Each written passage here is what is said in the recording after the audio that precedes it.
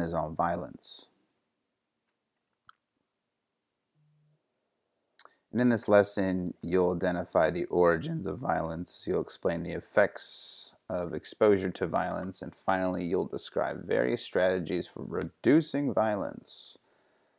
The origins of violence. Aggression is a behavior used to dominate or harm others. Aggression can take physical, verbal, mental, or emotional form. Emotional form. Violence is a type of aggression where an individual or an institution abuses others, often out of extreme anger. It can be personal, structural, or cultural violence. Personal violence includes murder, bullying, domestic abuse. Structural and cultural violence include hate crimes, racism, media, and violence. Social, cultural, biological, and psychological theories try to explain the origins of violence. So first, let's take a look at social cultural origins of violence.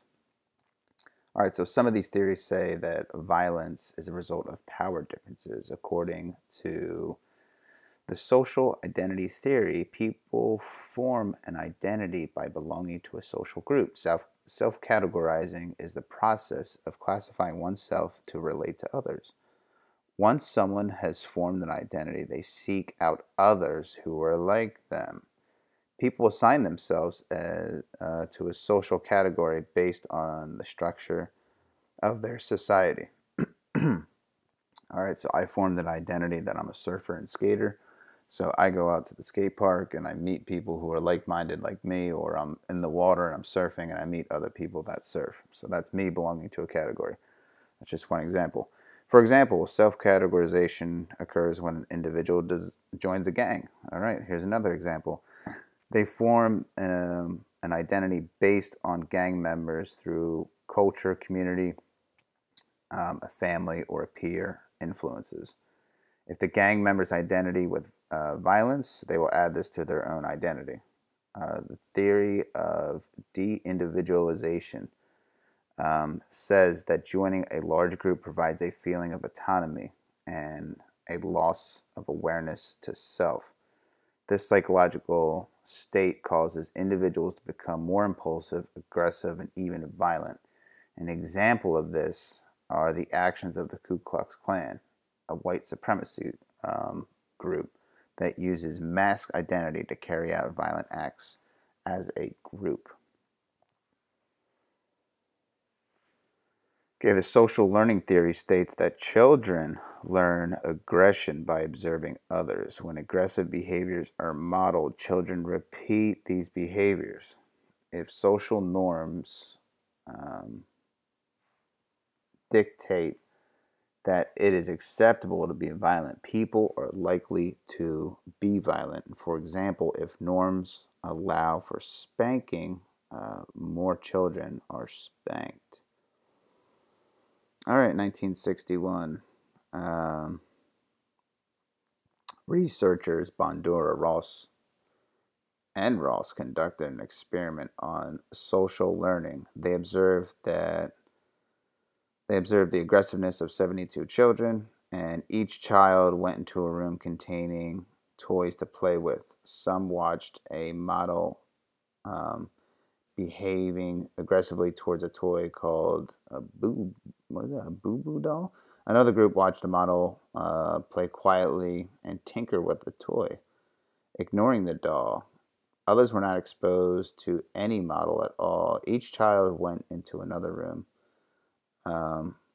with attractive toys. The researchers told the children that they were experimental toys. They were the best experimental toys. But then they said they were keeping the toys for the other children in order to arouse aggression. The final room contained aggressive toys such as a mallet and that doll, and non-aggressive toys such as a tea set and farm animals. Researchers observed each child's behavior through a one-way mirror, so the kids could not see who was looking at them. They would just look at like a black window. but people behind the window could see him.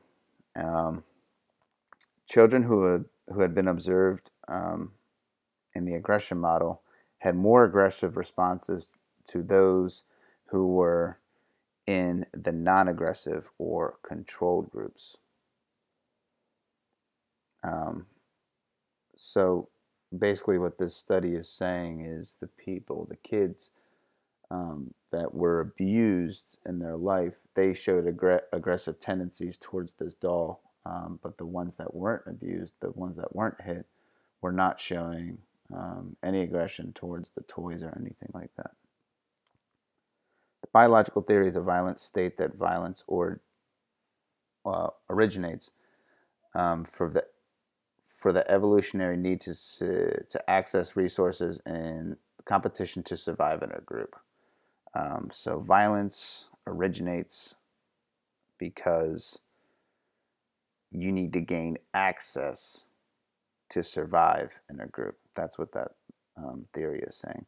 In theory, males are more in competition to survive in a group. In this theory, males are most likely to commit violence due to their higher levels of testosterone.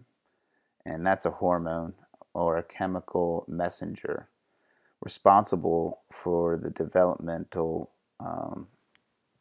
of male sexual characteristics. Females also produce testosterone, but in smaller amounts. Serotonin is another hormone that might affect violence, and this maintains mood balance. And people who have low levels of serotonin are irritable and aggressive.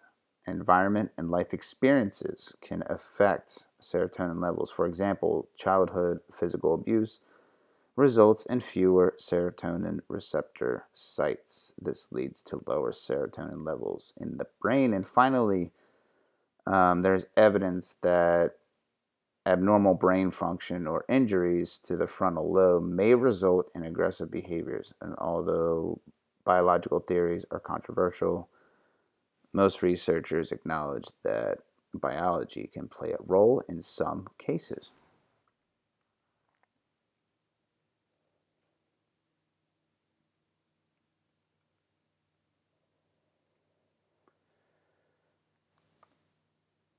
All right, psychological theories of violence include an individual's coping skills and motivation for violent behavior. Coping skills include self-care, interpersonal skills, and academic skills that allow one to feel competent. Self-care skills allow one to physically and mentally care for basic needs such as practicing healthy habits and managing stress. Interpersonal skills refer to the ability to interact positively with others. This includes feeling empathy, expressing needs, and using conflict resolution skills.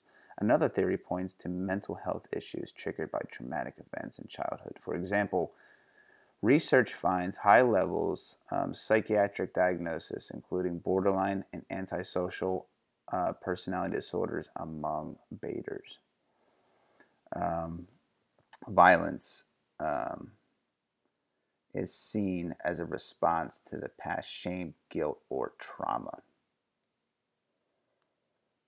Effects of exposure to violence. All right, let's get into some effects. Children are exposed to different types of violence. Examples include domestic violence, community violence, and violence in the media. Domestic violence is violence by a family member towards another family member. This includes parents, children, and the extended family and others in the home. The abuse may include physical or sexual, emotional abuse, verbal abuse, or neglect, meaning they just are not paying attention to. No one's not paying attention to them. Community violence are crimes including robbery, destruction of property, attacks, threats, kidnapping, and hate crimes. Violence towards children may include being attacked by another children or being bullied. Sexual victimization may include sexual contact or sexual harassment at school. Children may encounter bomb threats or property damage, or maybe even a fight. Finally, a child may be exposed to internet violence, including bullying, harassment, or unwanted online sexual solicitation. Those are some big words. The child can be exposed to violence through knowing somebody affected by violence as well. This may include having something stolen from the household, being in a war zone, or knowing someone who was sexually victimized. So that's another way of being exposed to violence. The media also exposes children to violence. Research shows that children show more aggression after watching violent television shows and video games. Interesting. Even a small exposure to violence in the media can trigger the fight or flight response. So maybe this is why people get worked up when they watch the news, because their adrenaline is pumping. This is the body's physical survival response that increases heart rate and blood pressure. Over time, the child can become desensitized by violent media images. So if you're seeing violence on the news all the time, you might become desensitized. So over time, the child can become desensitized to violent media images. Desensitization means one's emotional reactions to violence are reduced. Long-term exposure can cause an increase in one's need for violent media called what does that say? Narcotizing. This means that people become addicted and crave their body's response to violent images. Interesting. I never knew that. Another risk for violent media exposure is that children imitate aggressive acts they watch on TV or while playing with others. Repeated exposure can lead children to think that violence is acceptable and a way of dealing with problems.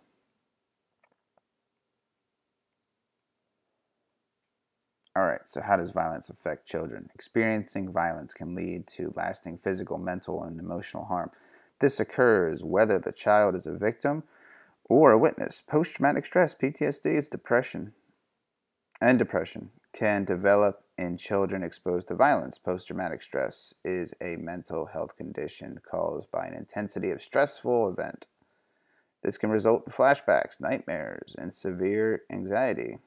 I know a lot of people in the military that got this. The stress of violence affects brain structures such as it affects a lot of parts of the brain, let's just say that. Negative effects occur in planning, memory, attention, and impulse control. So those are some negative effects if you have post-traumatic stress. Repeated exposure to threats can make the child react with anxiety and fear. Exposure to violence can lead to academic problems. PTSD and depression may interfere with the child's learning. Many children fear danger at school and in their communities. This fear affects the child's attendance, behavior, and grades. If a parent neglects their child or doesn't pay attention to them, it affects the cognitive and academic development of that child, and violence can lead to a lower IQ and affect a child's reading ability. Children who are exposed to violence live in fear and they lose their ability to trust. They find it difficult to develop strong relationships. They may face severe depression and anxiety problems because they feel the world is not safe and they do not deserve to be happy. They feel lost and helpless. They tend to have low self-esteem and lose confidence in themselves. Children exposed to violence may become aggressive and violent later on. They may also become victims of violence from abusive relationships as adults. Children learn from aggressive models and see violence as normal. Victimization may compromise their ability to regulate emotions and result in aggressive behavior. All right, so some strategies. Talks about some strategies for reducing violence, changing the conditions, contributing to violence, can control and prevent violence. Implement programs that focus on individual, family, and community or society. People who lack social skills are more likely to engage in violent behavior. Social skills training can be effective in reducing the risk of personal, engaging, or becoming the target of aggressive behavior. An example is a skill training program to lower bullying by teaching students anger management skills and developing empathy, so to feel bad for somebody. Programs teach students to imagine how they would feel as the other child would, to recognize their feelings and share their emotions. That's feeling empathy. It is important to encourage self-stable and nurturing relationships between parents and children. Strong relationships help children develop consonants. Families can model empathy, positive coping strategies, and nonviolent problem solving. And communities can help by providing resources and programs to support families. So these are all strategies for reducing violence. Interventions can try to decrease factors that put people at risk of aggressive behaviors. They can also strengthen factors that protect against violence. So let's look at factors that increase the risk of an individual participating in violence. Poverty is often connected with violence. Individuals may be forced to steal to provide for basic needs. Some earn a living through criminal behaviors such as drug trafficking or robbery. The stress of poverty may lead to many forms of violence, from domestic abuse to murder. Poor educational opportunities often make poverty worse. Schools without enough teachers or materials and schools in disrepair do not adequately prepare a child for success, leaving them to repeat the cycle of poverty. This is not good. This is what schools should be trying to break. Violent acts of discrimination. Violent acts of discrimination are acts of hatred committed against someone because of some personal aspect. This could include age, race, ethnicity, gender preference. Violence can be physical, psychological, and institutional. Substance use is the excessive use of alcohol, drugs, or prescription medication. Substance use impairs physical and social health. It also inhibits higher control centers in the brain, thereby increasing the potential for violence. The presence of easy available weapons leads to an increased use of firearms. Some children now feel they have to arm themselves to protect themselves. All right, 2 more slides. Resilience is the ability to cope with negative situations. Building resilience can help prevent violence at the individual and community levels. An education that provides the opportunity to feel confident and successful can build resilience. Strong social skills and environmental skills and activities that encourage building talents and interests are protective factors for avoiding violence. Empathy and concern for how one's action affect others lowers the likelihood of aggressive behaviors. Having a constant presence and a secure connection to family or adults outside the family can build resilience. High perceived parent expectations and positive modeling of family conflict resolution is protection against violence. And finally, a network of positive friendships can help build resilience. Community-based programs, community coordination, communication, and attention to preventing violence lowers violence rates. Preventing violence involves many parts of the community coming together to address the factors contributing to violence. And for example, interventions involving an entire school, including teachers, administrators, social workers, are most effective in reducing social violence. This includes treating mental health problems and substance abuse. enhancing resilience and reducing the exposure of violence in homes and communities. Communities can focus on growing social connections. They can increase economic development, including youth employment and enhancing youth leadership. They can provide positive role models through mentoring programs, and communities should provide quality education. They can support family services to promote self sufficiency and positive parenting skills, such as home visitation programs. And finally, communities can address conflict resolution. This means enhancing the skills of young people to resolve conflicts without violence. This may include alternative law enforcement strategies such as family drug courts and street outreach. Street outreach uses members of the community to intervene or to prevent violence. All right, that is your lesson for today. That sums up violence. Peace out.